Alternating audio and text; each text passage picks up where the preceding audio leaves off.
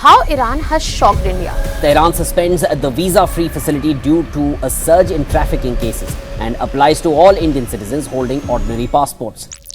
Is China and Gulf behind it?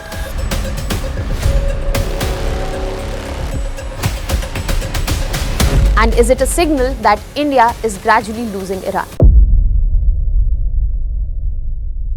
India-Iran relations have taken an unexpected turn here. Iran has gone ahead and suspended the visa waiver facility, and the reason here is far more serious than you can actually think. Hello everyone, welcome to Vajiram and Ravi's Flash News. My name is Shubhangi Singh and today we will be understanding the reason why Iran has suspended the visa waiver facility, what are the key reasons behind it, and what might be the actual picture as well. So let us start with understanding that what has been announced. So on 17 November 2025 itself, Iran has gone ahead and announced that the visa waiver facility that was available for ordinary Indian passport holders, that has been suspended, and this suspension will take effect from 22nd November this very month.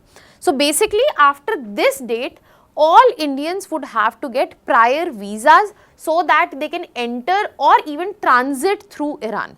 And this decision has come after Ministry of External Affairs had raised concerns about Indians being trafficked or kidnapped in Iran. So you can understand that this is not a one-sided situation where Iran has just gone ahead and suspended this. There are key concerns that our ministry has also raised. But there are further layers which we need to talk about, but let us understand this first. So if we talk about the key reason of the suspension, our Ministry of External Affairs has found certain things such as trafficking, such as fake job offers or misguidance by illegal travel agents. So basically, people were being lured in the name of jobs, traveling or transit through Iran, and that is when many individuals were being kidnapped for ransom, or they were being forced into irregular migration routes, or they were just trapped in illegal employment networks. So basically, there was a proper pattern and criminal elements were exploiting the Iran's visa-free entry provision. So the idea of visa-free entry was not this, it was to promote tourism, it was to enhance the link that exists between India and Iran, and it was being used for altogether a very different purpose here. And this was not some random incidents that were found, there was a proper pattern that was being followed. For example, this whole trafficking network was following a modus operandi, the way they used to operate. So agents used to come out and promise visa-free entry into Iran. Then they used to tell that from Iran you can go to Europe, UAE, Canada. And we know that people would want to go to these countries to settle in, to get better jobs, high-paying jobs. So all of these were promised by agents, and they used to tell that the entry point would be Iran because it has visa-free entry. After that, the victims would enter Iran legally. After that, we used to find that their passports were seized, they were held hostage by local crime syndicates, and families in India would receive ransom calls. So this proper criminal activity was based on the fact that Iran did not have any prior visa provision as of now. So that is why this is the main reason that has been quoted, that the visa waiver has been suspended. Now, when we talk about this whole situation, we also need to understand here. We also need to understand here that these victims of this whole criminal activity, they were being forced into drug transport routes, prostitution or bonded labor, and dangerous migration corridors, which was definitely not good for India, especially for the people who were going from these states, but also it was not a great situation for Iran as well. And in this situation, this decision has been taken. Now let us understand that what it draws, because if we talk about India and Iran, they have had good relations. Let us understand the relation first. So when we talk about India and Iran, they have had civilizational and cultural ties. That means there is linguistic, religious as well as cultural heritage that they share. There is a strong Shia-Sunni culture connection present. Other than that, if we talk about strategic connection, Chabar port, the main point of connectivity that India is banking upon to enter Central Asia and even Europe and Afghanistan is present in Iran. Second, international north-south transport corridor, which is going to bring some counterweight to China's Belt and Road Initiative. Other than that, Iran and India have been cooperating on counter-terrorism as well as anti-drug trafficking cooperation. Other than that, India and Iran have also had ties in terms of energy security. If we talk about Iran, Iran used to be India's second largest oil supplier before 2019 sanctions were placed on Iran, and India has already invested in Farzad B gas field, even though that project has been stalled as of now. But we can understand that there is cooperation on multiple levels. Apart from that, there is a huge regional significance that is also involved, because it is Iran's influence that works not just in Persian Gulf, but Afghanistan and most importantly West Asia power politics. So keeping India and Iran in one corner draws bigger power there.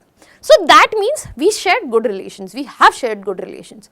But when we are talking about this administrative move, there are other layers as well which importantly need to be understood. Because once this visa waiver has been suspended, there are questions that is this permanent, what are the reasons behind it, or India is losing Iran.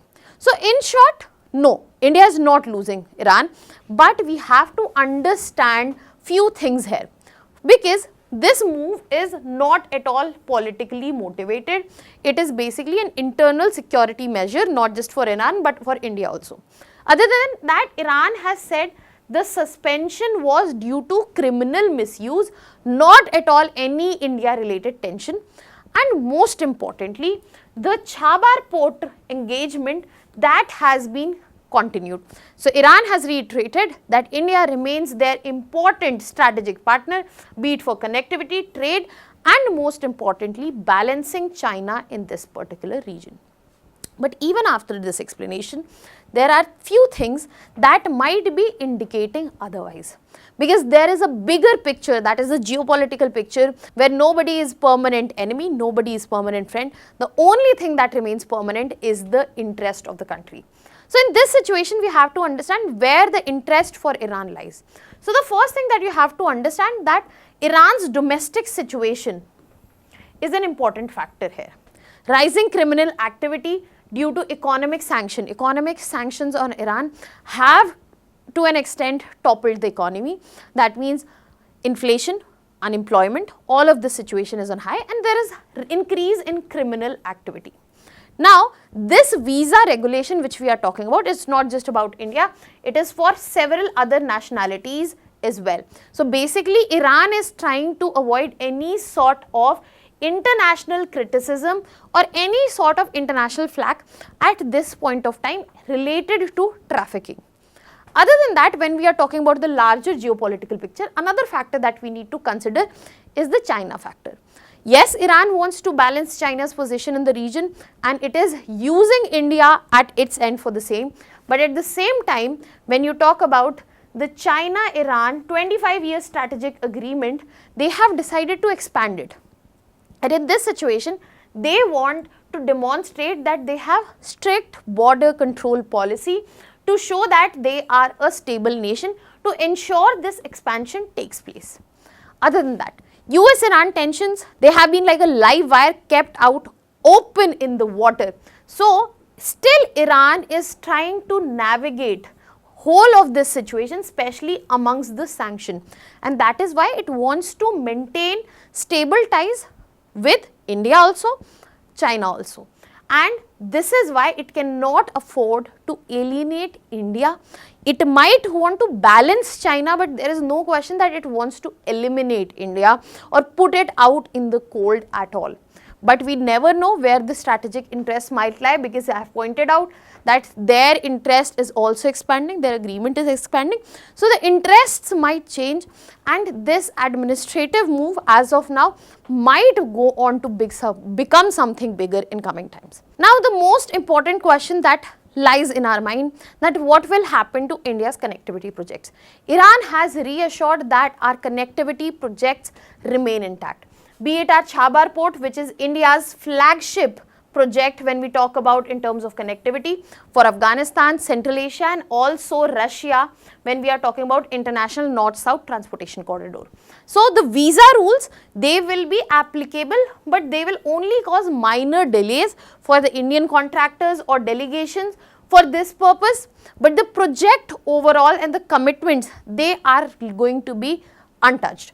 Other than that, we are also going to see no effect on INSTC because it is also critical corridor which depends on Iranian territory. The visa issues, they will slow the diplomacy but not disrupt the logistics, especially for this particular project. And when we are talking about regional corridors, for example, Oman, Iran, Central Asia maritime routes, India needs to look into them. The Arabian Sea to Central Asia shipping networks, India needs to look into them and also diversify, because putting all eggs in one basket is another thing that we never should do in terms of foreign dependence. So in this scenario, as of now, it doesn't seem like a big problem. It is just an administrative move, not political at all, but India should still diversify. Now on this note, I'll be leaving you with a practice question here. You can put down your answers in the comment section. Now revealing the answer for yesterday's question. The correct answer here is B, where only 2 statements are correct. That was all for today. Thank you so much.